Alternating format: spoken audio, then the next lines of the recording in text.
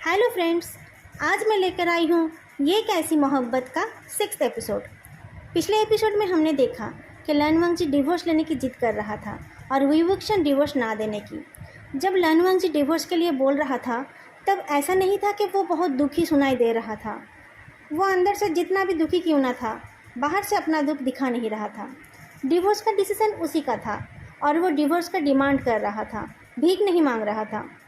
वीवुक्शन ने शुरू में उसे डिवोर्स की बात ना करने की रिक्वेस्ट की थी, पर वो लानवांगजी के सामने अपने आप को दुखी नहीं दिखा रहा था, बल्कि उसके आवाज़ में सैटायर था। जब से उसने देखा कि लानवांगजी किसी लेडी को घर लाने लगा है, तब से वो लानवांगजी को ह्यूमिलिएट करके बात करने लगा था, सैड होकर नहीं।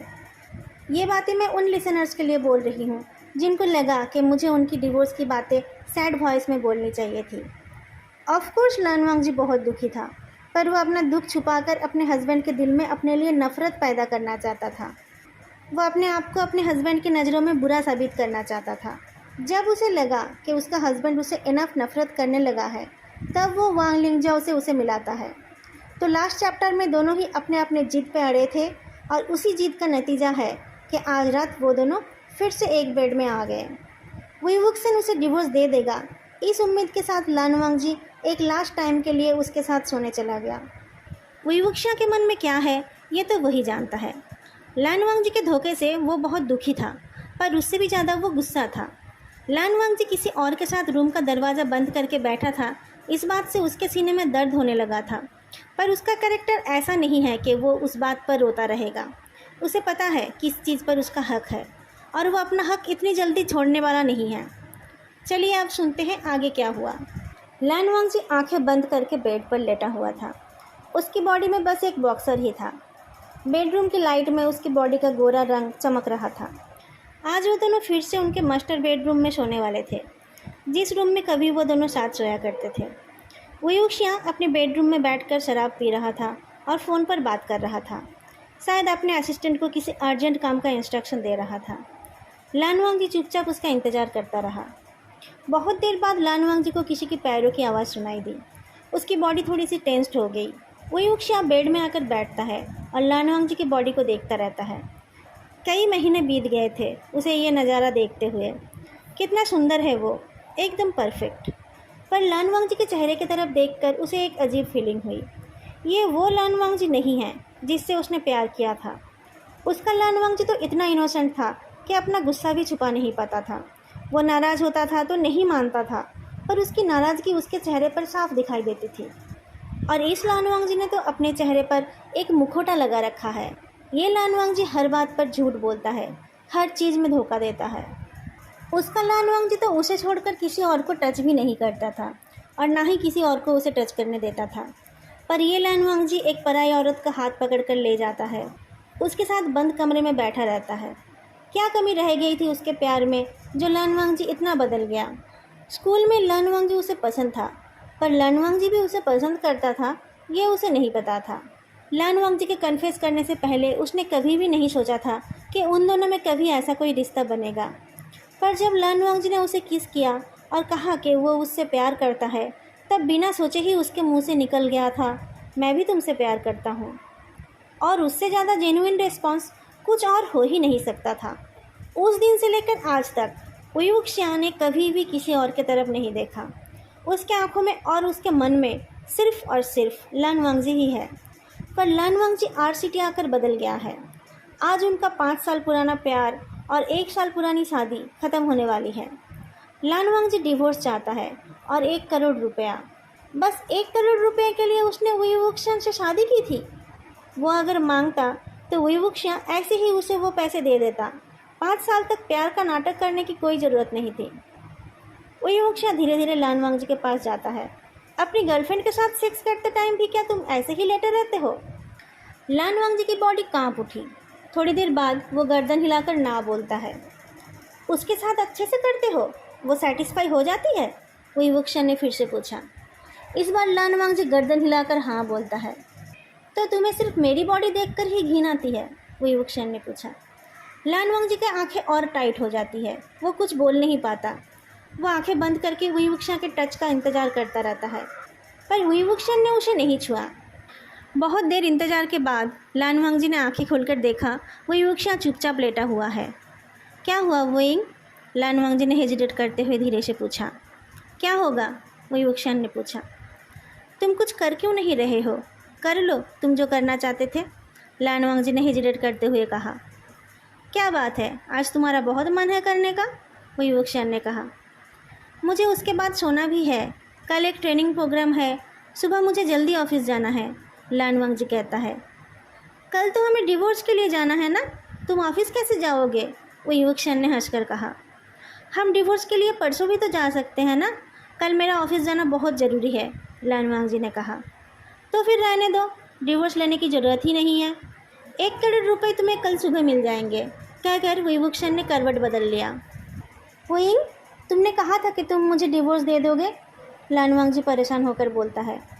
मैंने कहा था कि अगर तुम मुझे आज खुश कर देते हो तो मैं तुम्हें डिवोर्स दे दूँगा। तुम तो चुपचाप लेटे हुए हो, मुझे सीड्यूस भी नहीं कर रहे हो, ऐसे कैसे मैं तुम्हें डिवोर्स दे दूँ? वो युवक्षण ने कहा। वोइंग, मुझे सीड्यूस करना नहीं आता है, जो करना है तुम कर लो ना प्लीज़, और डिवोर्स के लिए हम परसों चले जाएंगे, लान वांगजी रिक्वेस्ट करता है। पर वो युवक्षा उसकी तरफ नहीं घुमा।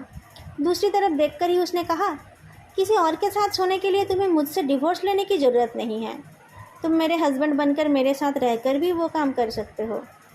तुम्हें तो मेरे पैसों से प्यार है, डिवोर्स लेने से तुम्हें बस एक बार 1 करोड़ रुपए मिलेंगे, पर मेरे साथ रहोगे तो मैं तुम्हें मेरे बिजनेस के शेयर्स दिला दूँगा, फिर तुम्हें और ज़्यादा पैसे मिलते रहेंगे।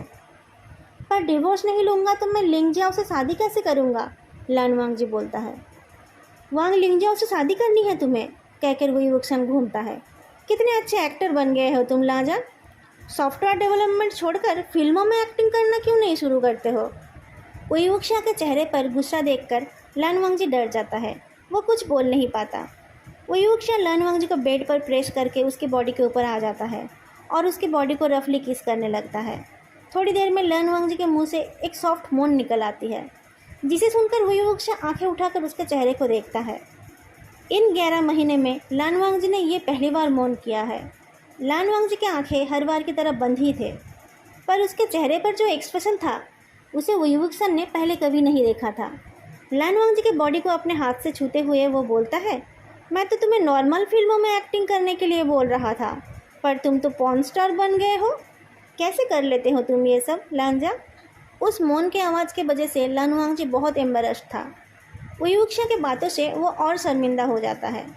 वो युवक्षा लान वांगजी के बॉडी से अलग हो जाता है और अपने फ़ोन में कुछ करने लगता है। लान वांगजी चुपचाप बेड पर लेटा रहा। कुछ देर वेट करने के बाद वो आंखें खोलकर देखता है वो युवक्षा अपने फ़ोन में बिजी है। शुरू में उसे लगा कि वो युवक्षा ऑफिस के काम में बिजी है, पर वो युवक्षा को फ़ोन की तरफ देखकर मुस्कुराते देख वो बोल उठता है, कहाँ बिजी हो गए हो, पहले ये काम कर लेते। वो युवक्षण हंसकर बोलता है, तुम कितने कैरेक्टरलेस हो गए हो लांजा, मुझसे शादी करके तुम किसी और के साथ सोने लगे और अब उससे शादी का वादा करके मेरे साथ सोने आ गए। पता है, अभी अभी जब तुम आंखें बंद करके मौन कर रहे थे तब मैंने तुम्हारा एक वीडियो बना लिया और उस वीडियो को मैंने तुम्हारी गर्लफ्रेंड को भेज दिया है। अब वो कह रही है कि वो तुमसे शादी नहीं करेगी। मेरा वीडियो बगैर कपड़ों का? लान वांगजी शॉक्ड हो जाता है। उइंग, तुमने ऐसा क्यों किया? मैं तो उसे बता रहा था कि तुम मेरे साथ सो रहे हो, उसने मेरे हस्बैंड के साथ सोने की हिम्मत की, तो मैं क्यों ना उसके होने वाले हस्बैंड के साथ सोऊं? वो युवक्षण ने मुस्कुरा कर कहा। पर मैं बगैर कपड़ों का था, लान वांगजी बोलता है। कपड़े उतार कर तुम और भी अच्छे दिखते हो, हॉट एंड सेक्सी। क्या हुआ, तुम तो ऐसे बिहेव कर रहे हो जैसे उसने तुम्हें कभी ऐसे देखा ही ना हो। वो युवक्षण हंस देता है। उइंग, अभी उस वीडियो को अनसेंड करो, लान वांगजी गुस्सा होकर बोलता है। अरे वो तो तुम्हारे बच्चे की माँ है ना, पता नहीं उसने तुम्हें कितनी बार ऐसे देखा है, उससे क्यों शर्मा रहे हो? वो युवक्षा ने टीज करते हुए कहा। उइंग, मुझे ये सब पसंद नहीं है, लान वांगजी ने कहा। अब और कोई फ़ायदा नहीं है, वो युवक्षा ने कहा, अब तो जो होना था हो गया है। तभी लान वांगजी के फ़ोन में एक कॉल आया। फ़ोन उठाकर वो देखता है कि वो कॉल वांग लिंगजियाओ का है। वो जल्दी से कॉल रिसीव करता है। लिंगजियाओ, मेरी बात सुनो। मैं और कुछ नहीं सुनना चाहती लान वांगजी, मैंने बस ये बताने के लिए कॉल किया था कि मैं और तुम्हारी मदद नहीं कर सकती, वांग लिंगजियाओ ने कहा। लिंगजियाओ, मेरी बात तो सुनो, लान वांगजी बोलता है। पर उसके कुछ और बोलने से पहले विवुक्शन ने उसके हाथ से फ़ोन ले लिया और कहा, मिस वांग, आपकी उम्र बहुत लंबी है। हम अभी अभी आपके बारे में ही बात कर रहे थे। मैं वांग जी से पूछ रहा था आपको कैसी शादी करनी है। मिस्टर उई, आई एम सॉरी, मैं लान वांग जी की गर्लफ्रेंड नहीं हूँ। मैं तो बस एक्टिंग कर रही थी। उसने कहा था कि अगर मैं उसकी गर्लफ्रेंड बनकर आपसे मिलूँ तो आप उसका डिवोर्स करा देंगे। वो आपकी बहन के साथ रिश्ता तोड़ना चाहता है। मैं तो बस उसकी मदद कर रही थी। मेरा और कोई गलत इंटेंशन नहीं था और मेरे पेट का बच्चा भी उसका नहीं है। मेरे साथ उसका ऐसा कोई रिश्ता है ही नहीं। आप प्लीज़ मुझे माफ़ कर दीजिए। मैं दोबारा कभी उससे कांटेक्ट नहीं करूँगी, वांग लिंगजाओ बोलती रही। आप वांग जी से शादी नहीं करेंगे? ये तो बहुत दुख की बात है। चलिए कोई बात नहीं, अपना ध्यान रखना। इस टाइम आपको ज़्यादा सावधान रहने की ज़रूरत है, युक्षा ने स्वीटली कहा। फिर फ़ोन रखकर उसने कहा, चलो अच्छा हुआ तुम्हारी शादी कैंसिल हो गई। अब तो तुम्हें डिवोर्स नहीं चाहिए ना? विंग, पहले उस वीडियो को डिलीट कर दो। तुमने बस मेरा चेहरे का ही वीडियो लिया था ना? लानवांग जी पूछता है। मैंने तुम्हारा कोई वीडियो नहीं बनाया और अगर बनाता भी तो भी किसी को नहीं दिखाता, क्योंकि तुम मेरे हो। मैं तुम्हें किसी और के साथ शेयर नहीं कर पाऊँगा। अब चलो सो जाते हैं, कहकर विवुक्शन लानवांग जी को अपने बाहों में लेकर लेट जाता है।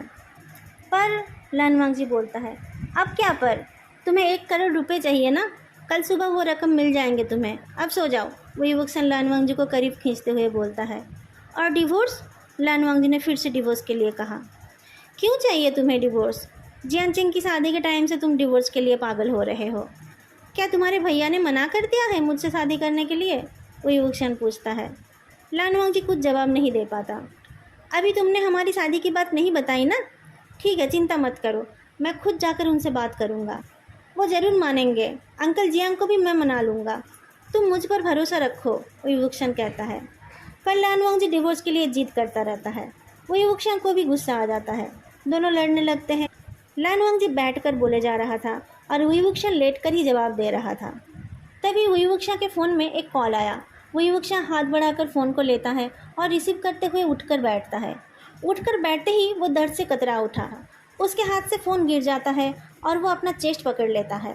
लानवांग जी पैनिक होकर उसकी तरफ देखता है। विंग, क्या हुआ तुम्हें? विवुक्शन कुछ बोल नहीं पाया, वो दर्द से सिकुड़ रहा था। लानवांग जी जल्दी उसके पास आकर उसे पकड़ लेता है। सीने में दर्द हो रहा है तुम्हें? कहकर वो उसके सीने में अपना हाथ खींचता है। विवुक्शन का चेहरा फीका पड़ने लगा। विंग, तुम ठीक हो? लानवांग जी पूछता है। विवुक्शन से कुछ जवाब ना पाकर वो बेड से उतरता है। जल्दी से अपनी ड्रेसिंग गाउन डालकर वो अपना और विवुक्शन का फ़ोन गाउन के पॉकेट में डाल लेता है। फिर वो विवुक्शन को अपने बाहों में उठाकर चलने लगा। जब वो हॉस्पिटल पहुंचा तब तक विवुक्शन का असिस्टेंट भी वहां पहुंच गया था। विवुक्शन का ट्रीटमेंट शुरू होने में टाइम नहीं लगा। विवुक्शन के साथ कौन है? एक नर्स ने आवाज़ लगाई। उसका असिस्टेंट और लानवांग जी दोनों ही आगे गए। आप लोग उसके फैमिली मेम्बर्स हैं? नर्स ने पूछा। नहीं, मैं उनका असिस्टेंट हूँ, असिस्टेंट ने कहा। फैमिली मेम्बर्स कहाँ हैं? फैमिली मेम्बर्स को बुलाइए, उनका कंडीशन क्रिटिकल है, शायद सर्जरी करनी पड़ेगी, नर्स ने कहा। मैं हूँ उसका फैमिली मेम्बर, लानवांग जी ने कहा। पेशेंट क्या लगते हैं आपके? नर्स ने पूछा। वो मेरा हस्बैंड है, लानवांग जी ने जवाब दिया। नर्स के साथ साथ असिस्टेंट भी चौंक गया, पर उसने कुछ नहीं कहा। पेशेंट के पेरेंट्स कहाँ हैं? उनमें से किसी को हार्ट डिजीज़ है? डॉक्टर ने पूछा। वो लोग तो बहुत कम उम्र में ही गुजर गए थे, उनके बारे में मुझे कुछ नहीं पता है, पर मैं पता करके बताता हूँ। लानवांग जी जियांगचेंग को कॉल करता है तो वो मिस्टर जियांग को कॉन्फ्रेंस में ले लेता है, पर मिस्टर जियांग को भी विवुक्शन के किसी पेरेंट्स के हार्ट डिजीज़ के बारे में पता नहीं था। क्या रिसेंटली वो स्ट्रेस्ड थे? डॉक्टर ने पूछा। शायद, लानवांग जी ने जवाब दिया। क्या आज आप दोनों में कोई लड़ाई हुई थी? डॉक्टर ने फिर से पूछा। लानवांग जी गर्दन हिलाकर हाँ बोलता है। देखिए, स्ट्रेस उनके लिए बिल्कुल भी ठीक नहीं है, आपको इस बात का ध्यान रखना पड़ेगा। वो तो आज आप उन्हें ठीक टाइम पर ले आए थे, नहीं तो शायद हम उन्हें बचा नहीं पाते, डॉक्टर ने कहा। विवुक्शन क्रिटिकल केयर में था। बहुत सारे टेस्ट करने के बाद डॉक्टर्स ने कहा कि विवुक्शन को एक जेनेटिकल हार्ट डिसऑर्डर है, जिससे उसके हार्ट बीट की रिदम ठीक नहीं है। एक छोटा सा डिवाइस लगाने से उसका हार्ट रिदम में चलेगा और कुछ मेडिसिन के हेल्प से वो एक नॉर्मल लाइफ लीड कर पाएगा। डॉक्टर के केबिन से बाहर निकलते ही लानवांग जी गिर गया। विवुक्शन के असिस्टेंट ने उसे उठाया और पकड़कर एक चेयर तक ले गया। लानवांग जी ने कहा, उसके ऑपरेशन के लिए पेमेंट। आप चिंता मत कीजिए मिस्टर लन, मैंने ऑफिस में इन्फॉर्म कर दिया है। आप बैठिए, हम सब कुछ संभाल लेंगे, असिस्टेंट ने कहा। लैन वांगजी बैठ गया। असिस्टेंट ने कहा, मिस वांग को भी मैंने पे कर दिया है, आपको उन्हें और कुछ देने की ज़रूरत नहीं है, वो आपको फिर कभी कांटेक्ट नहीं करेंगी। वांग लिंगजुओ, लान वांगजी उसकी तरफ देखता है। मिस्टर हुई ने मुझे उनके बारे में इन्वेस्टिगेट करने के लिए कहा था। उनको पैसे की ज़रूरत थी, पर वो कह रही थी कि आप मिस्टर वुई की बहन के हस्बैंड हो, पर मुझे नहीं पता था कि मिस्टर वुई की कोई बहन है। क्या आप और मिस्टर वुई, क्या आप लोग अलग होने वाले हैं? लान वांगजी गर्दन हिलाकर हाँ बोलता है। तो फिर मैं ये बात सीक्रेट ही रखूँगा, आप चिंता मत करना, असिस्टेंट ने कहा। लान वांगजी को वहाँ छोड़कर असिस्टेंट बाकी के काम देखने चला गया। लान वांगजी अकेले वहीं पर बैठा रहा। ये सब उसी की वजह से हुआ। वो तो वुई वुक्शन को खुश दिखना चाहता था।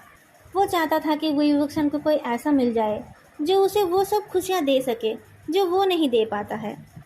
वो चाहता था वुई वुक्शन उससे नफरत करके किसी और से प्यार कर ले, पर उसने ये क्या कर दिया। आज उसी की वजह से वुई वुक्शन का ये हाल है। अगर वुई वुक्शन को कुछ हो जाए तो वो क्या करेगा? वो कभी भी अपने आप को माफ़ नहीं कर पाएगा। जब वुई वुक्शन ठीक हो जाएगा तब वो उसे सब कुछ सच सच बता देगा, और उसके बाद वुई वुक्शन जो डिसाइड करेगा उसी को वो मान लेगा। लैन वांगजी वहीं बैठकर वुई वुक्शन के लिए प्रे करता रहा। सुबह हो गई थी, पर उसको ऑफिस जाने की बात याद नहीं रही। उसके ऑफिस में इम्पोर्टेंट ट्रेनिंग था, पर उसे कुछ याद ही नहीं था। वुई वुक्शन के ऑफिस से और लोग आ गए थे, वो लोग ही सब कुछ कर रहे थे। लैन वांगजी ने बस कुछ फॉर्म्स में साइन किया, उसे और कुछ देखना नहीं पड़ा। सुबह जब वुई वुक्शन को ऑपरेशन के लिए ले गए, उसके थोड़ी देर बाद ही मिस्टर और मिसेस जियांग आ गए। वेनचिंग और जियांचेंग भी आ गए थे। वुई वुक्शन का असिस्टेंट मिस्टर और मिसेस जियांग को सब कुछ बता रहा था। वेनचिंग और जियांचेंग लान वांगजी के पास आकर खड़े हुए, पर लान वांगजी ने उनको नहीं देखा। लान वांगजी, जियांचेंग ने आवाज़ लगाई।